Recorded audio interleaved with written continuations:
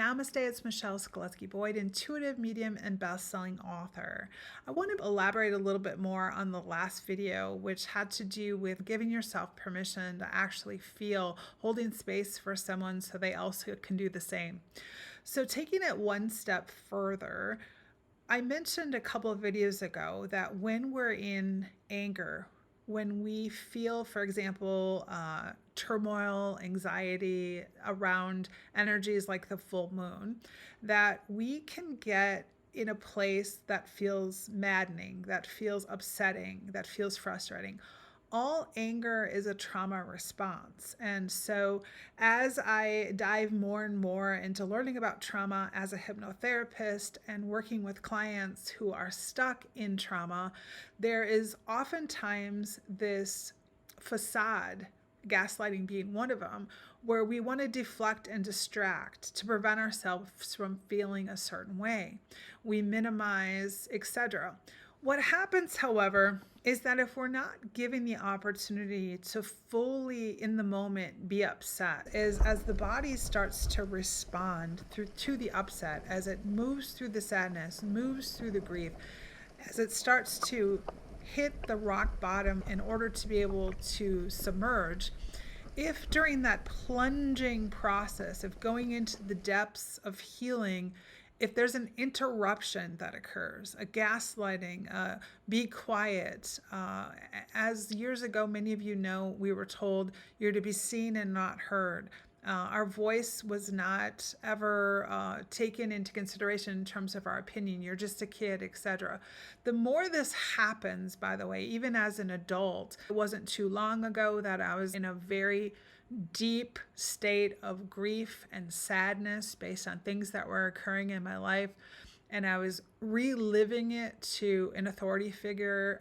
And as I'm in the midst of my grief and in my sadness, I found myself very irritated, agitated, betrayed, upset by the person that was holding space for me.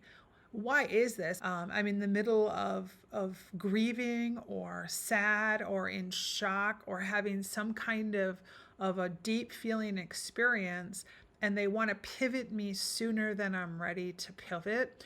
What happens is as we're making that plunge into the depths of healing, if we don't hit bottom and then resurface into finding our center again, then trauma occurs. We get stuck.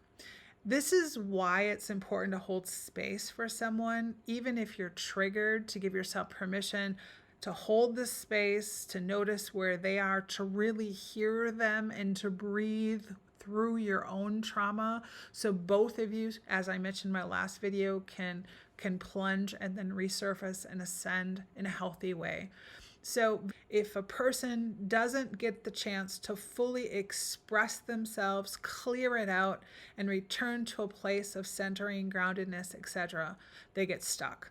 This is why we get angry and or depressed, because there's pockets of trauma in our life where we didn't get the opportunity to fully move to that place of healing and centering, and therefore we get angry, which again is a trauma response, or we try to push it down even further than where it landed. We're trying to push it back down in hopes that it will land and then come back up, but we're not re-experiencing it enough where we're wanting to relive it. We just keep ignoring it, distracting ourselves. That's depression energetically. And when we get stuck in depression or we get stuck in anger, it's a trauma response, and we have to relive it. We have to go through the feeling again. We have to breathe through it. This is where cognitive behavioral therapy, all these different techniques that I've studied, etc., as a hypnotherapist, this is where some of those tools can be very, very handy. So if you need somebody to help you through this, get with your counselor, get with a hypnotherapist like myself. Don't stay stuck now that you're becoming consciously aware of it, giving yourself permission to fully submerge yourself in the feeling, staying with it, and then giving it time and permission to release is the path of healing. So as always, enjoy the experience. Take care, everybody. Bye.